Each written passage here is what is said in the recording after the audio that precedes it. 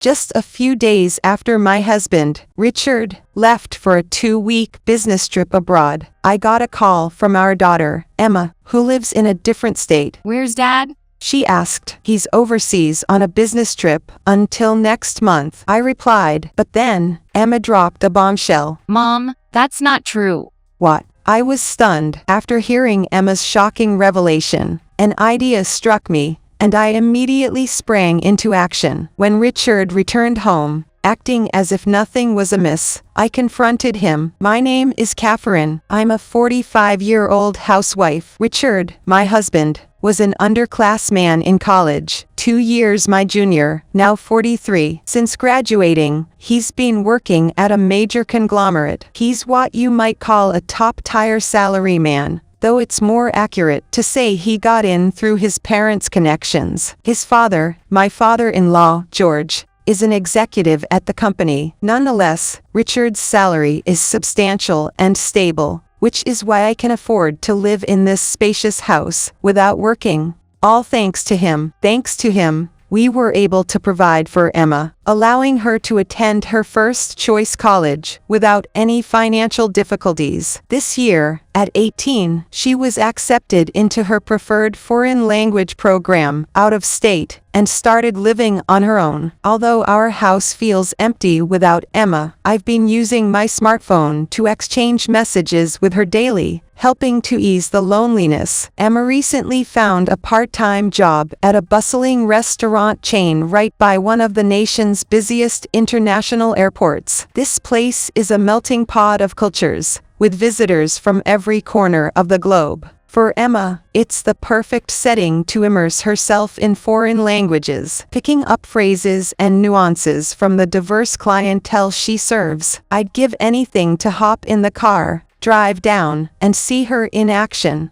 balancing plates and exchanging smiles with people from different cultures. Yet, the reality of my daily life leaves little room for such impromptu trips. At home, I find myself entrenched in an endless cycle of chores, mirroring the life of a housekeeper more than anything else. My husband, Richard, has always been driven by his career, with every decision and priority centered around his job. It's interesting to note that near Emma's university, there's a branch of Richard's company where George, my father-in-law, works. We once floated the idea of moving closer to her campus, thinking it would bring our little family together, especially during this new phase of her life. However, Richard was quick to dismiss the idea, equating a transfer to the branch as a career setback, a move he believed would derail his path to success. It seems Emma, sensing the tension this caused, has chosen to stay neutral, never asking us to make the trip to visit her. Instead, she's promised to come home for Thanksgiving, a small consolation that brings a glimmer of hope to my heart. As the days blend into one another, Richard's routine involves leaving home at the crack of dawn and returning well past midnight, rendering me feeling as if I'm living in solitude within our spacious home. Nonetheless, I'm tasked with managing the household chores for the both of us, from laundering an endless pile of dress shirts, arranging for the dry cleaning of bespoke suits, to maintaining leather shoes. All these responsibilities fall squarely on my shoulders. My husband maintains a stance that it's only natural for me to take care of all household duties while he's out working, rarely expressing gratitude and often voicing complaints. Today was no exception, with him displaying his usual unappreciative attitude right from the morning. "Hey, there's a wrinkle in this shirt. Are you trying to tarnish my image or what?" His voice carried a mix of frustration and disappointment, echoing slightly in the spacious, well-lit kitchen of our suburban home. "I'm really sorry about that," I replied, trying to keep my voice steady. "How many times have we had this conversation? You really need to start checking these things more carefully." He pressed on, his gaze fixed on me as if trying to emphasize the importance of his point. The accusation stung, and I felt my own anger bubbling up in response. I had spent hours trying to manage our household, juggling chores, and trying to make everything perfect for him. And yet, it never seemed to be enough. "Well, if it bothers you that much, maybe you should consider doing it yourself. I shot back, my voice laced with frustration. It's either you take on some of these tasks yourself or at least show some appreciation when others do them for you. The air between us grew tense, and Richard looked at me as if I had just suggested the most absurd idea. Are you actually serious right now? You do realize you're the homemaker here, right? You don't bring in any income of your own, and yet, you seem to have no grasp of your own value. His words felt like a slap in the face. There I was, pouring my heart and soul into making our home a welcoming place for him and our daughter, Emma, and all he could focus on was my lack of a paycheck. He didn't wait for my response. Instead, he turned on his heel and left the house without touching the breakfast I had made. The door slammed behind him, leaving me alone with my thoughts and the untouched plates of food. Sighing deeply, I looked around the spacious kitchen, feeling a profound sense of isolation. Our home, usually filled with laughter and warmth, felt unusually cold and silent that morning. I wondered to myself, is this what being a full-time homemaker amounts to? Living in a state of affluence on the surface, yet feeling an emptiness that material wealth couldn't fill. I was growing wary of this routine, the constant disagreements, and the feeling of being unappreciated. But then I thought of Emma, our daughter, and how this house was more than just a building to her. It was her safe haven, the place she always came back to, no matter what. I couldn't let my personal grievances tear apart the sanctuary we had built for her. With a renewed sense of purpose, I decided to swallow my pride and continue supporting Richard, hoping that maybe, just maybe, things would get better between us. And, as if by some miracle, they did start to change. Weeks later, Richard began to soften. Did you get this clean for me? He asked one evening, holding up a shirt that I had taken to the dry cleaners. There was a hint of genuine curiosity in his voice, a tone I hadn't heard from him in a long time. Yes, I believe it's about time to start considering summer attire, I replied with a small smile forming on my lips. Is that so? Well, thank you, he said, and there it was, the word I had longed to hear. Such a simple phrase, yet it felt like a balm to my weary soul. It was a sign that maybe, just maybe, we were finally moving past our endless cycle of arguments and misunderstandings. Looking back on those days, I realize now that Richard's change of heart might have been nothing more than a convenient facade, a temporary shift in his demeanor to make life easier for both of us. On a day like any other, I found myself in the kitchen, the hum of the evening news filling the room as I prepared dinner. That's when Richard, my husband, walked through the door, his face carrying the weight of an unexpected announcement. Honey, I've got news, he began, the clatter of his keys on the countertop cutting through the silence. I've been assigned to a business trip abroad, starting end of this month. It's going to last 2 weeks. My hands paused, mid-chop on the cutting board. 2 weeks. That's quite a stretch, I replied, trying to mask the surprise in my voice. Richard nodded, his eyes meeting mine. Yay, and that means I'll miss Thanksgiving with you and Emma. Our family traditions, especially during Thanksgiving, were the glue that held us together, making this piece of news particularly hard to swallow. Though Richard's job had taken him places, both domestically and internationally, a 2-week-long assignment was rare, and the timing couldn't have been more inconvenient. I see, I said, my mind racing with thoughts and emotions. Thanksgiving was supposed to be a time for Emma, our daughter, to come home from university, and having Richard away felt like a missing piece in our family puzzle. Yet, part of me couldn't help but see the silver lining. With Richard gone, the household chores would be lighter, and I could dedicate more quality time to Emma. Richard added, Since I'll be overseas, my phone won't work as it does here.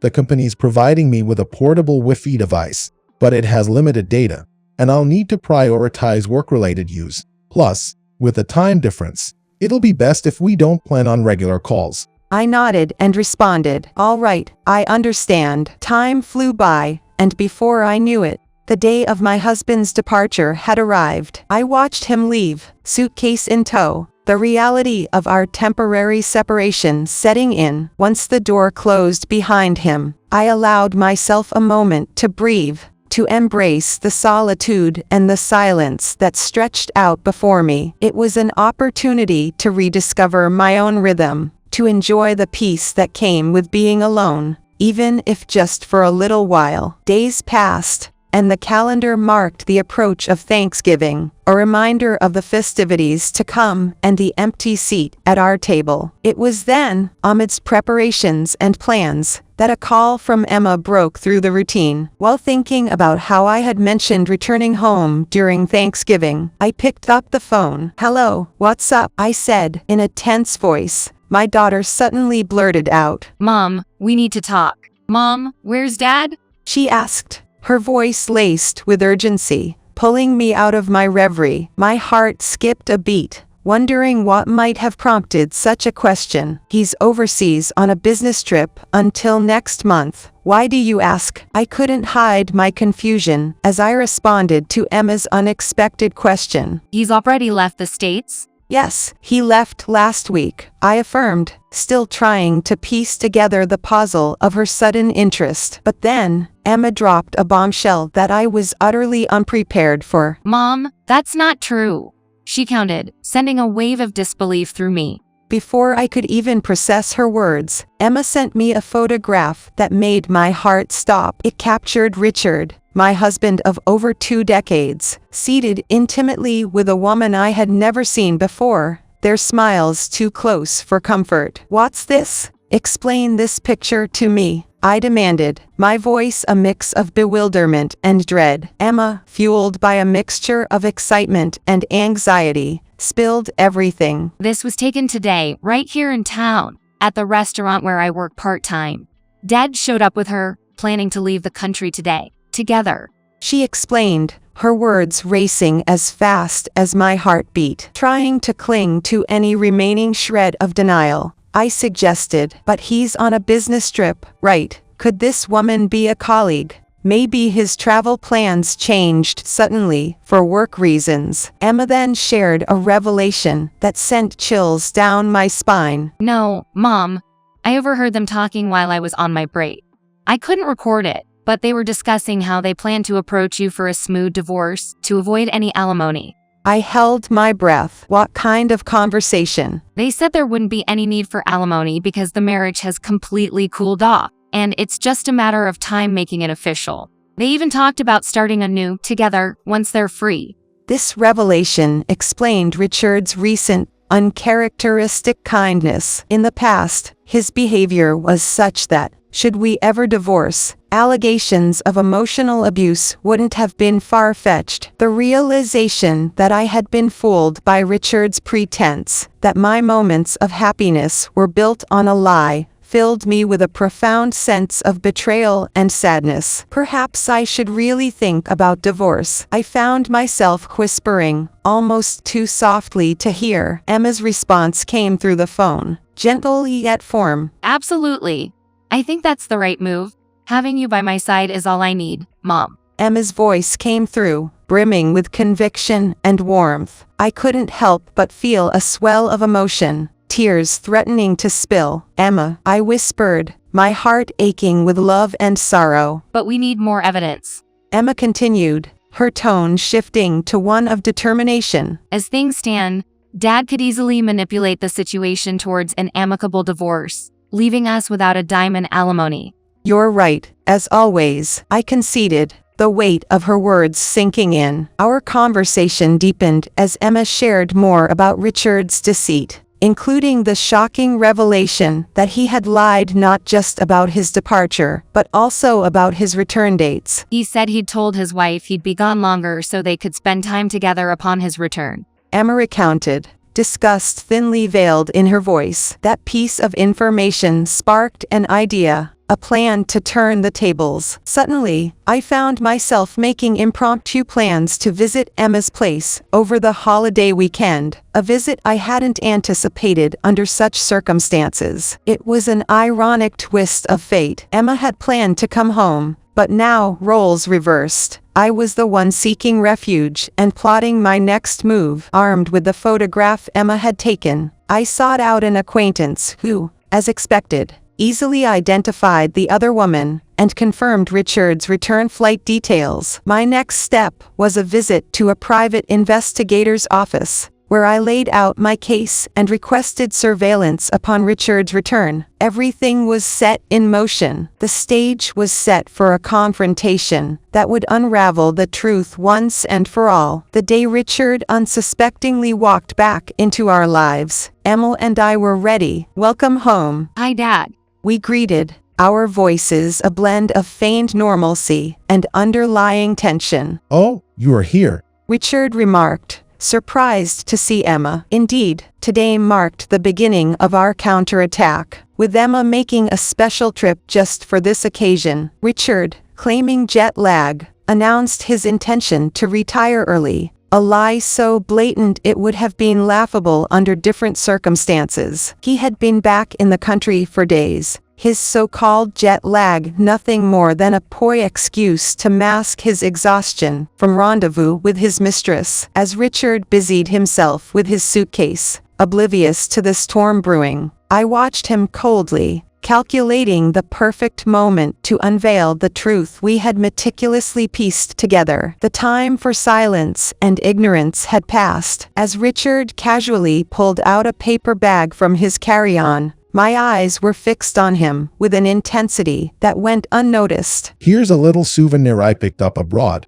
he announced with a casual flair. "Thank you, Richard," I managed to say, my voice laced with a semblance of appreciation. Yet, beneath the surface, a storm of emotions raged within me. It was a moment of reckoning, a precipice upon which our future teetered. With a resolve hardened by nights of contemplation, I said, "Well then, allow me to offer you a return gift." The words felt heavy, laden with the weight of unspoken truths. I extended towards him a thick, brown envelope, its contents a Pandora's box of revelations. "What's this?" he inquired, his brows arching in curiosity mingled with a hint of concern. His fingers, hesitant at first, breached the envelope's seal, peering into the abyss I had laid before him. The color drained from his face, a spectral pallor overtaking his usual confidence. "Why would you do this?" he stammered, his facade crumbling under the weight of evidence now laid bare. Indeed, why? The gift I had painstakingly assembled was a testament to his betrayal, a collection of irrefutable evidence of his infidelity gathered over the recent holiday. Our daughter, Emma, stepped forward, her voice a mixture of strength and sorrow. Dad, remember the restaurant you visited on your departure day?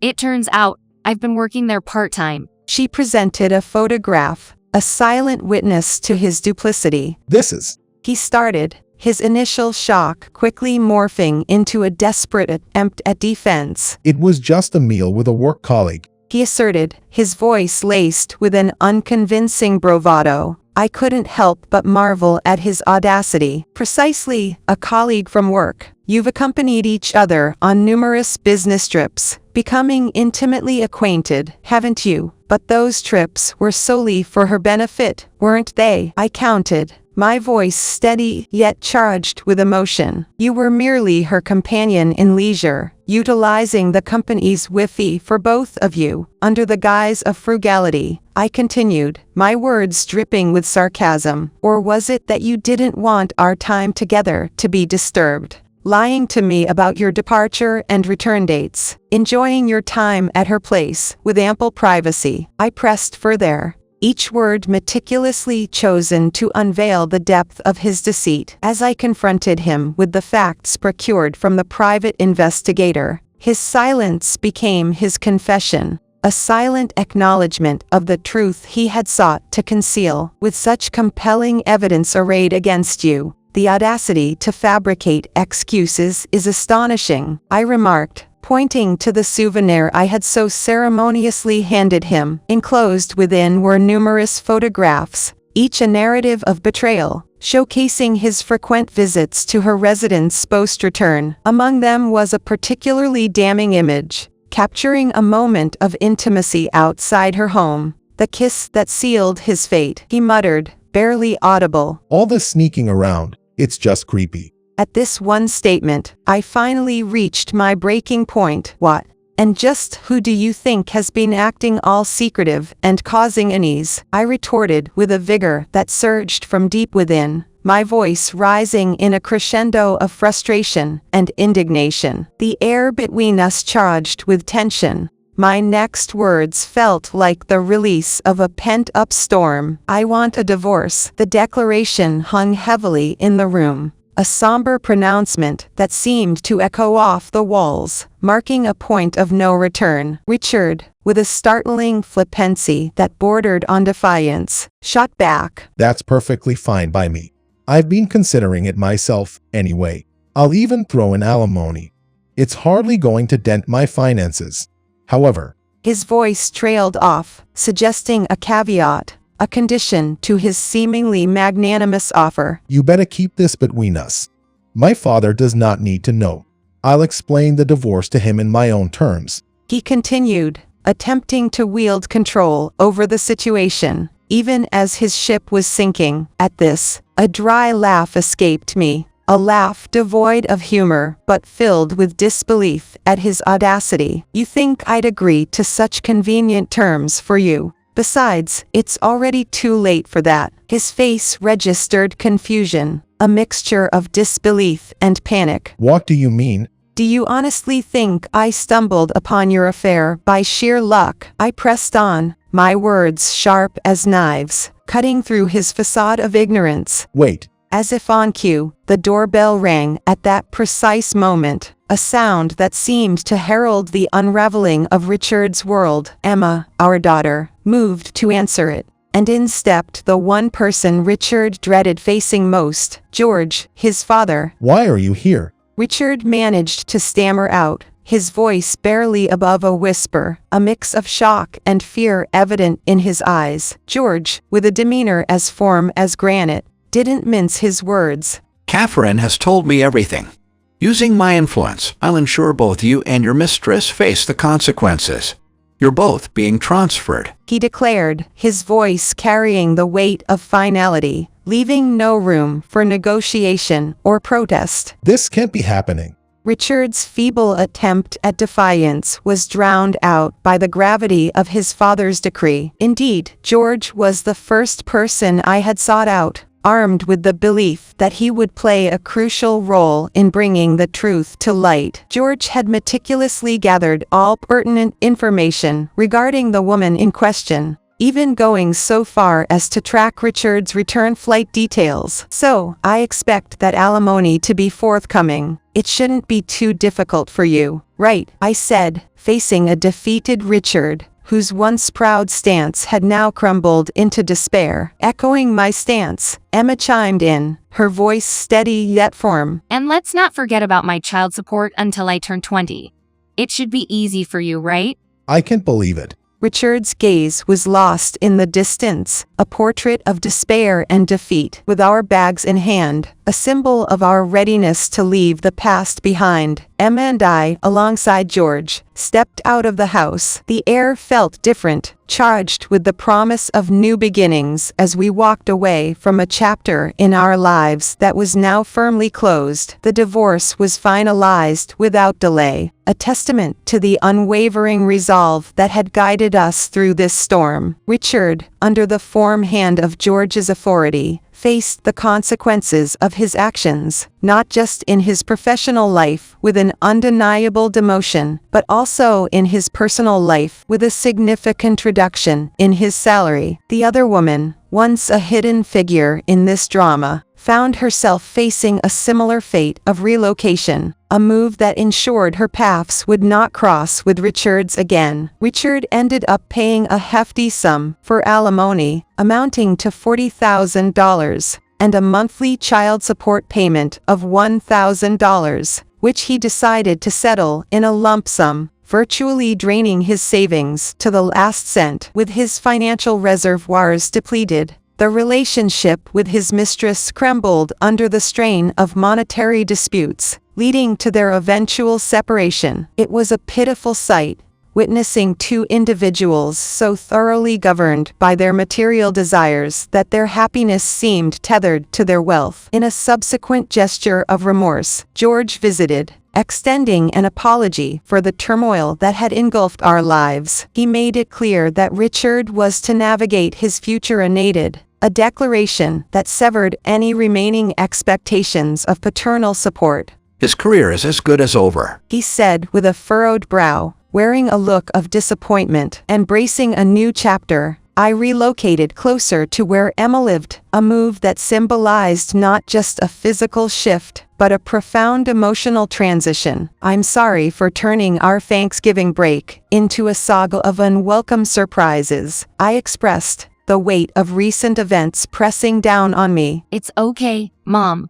As long as you're happy, that's all that matters to me, Emma reassured me. Thank you, but What is it, Mom? she inquired, her voice a mix of curiosity and warmth. Let's make some wonderful memories this summer vacation, shall we? With a smile, Emma pulled out a travel brochure from her bag, her enthusiasm for our upcoming adventure clear in her sparkling eyes. This is where I want us to go, and I'll be your interpreter, she declared, her confidence infectious. That sounds wonderful. Let's do it. As I sat there with my dependable daughter, flipping through pages of potential adventures abroad, I felt a sense of excitement for the future. Though I may not be as financially well off as before, I could confidently say I was far happier now than I had ever been.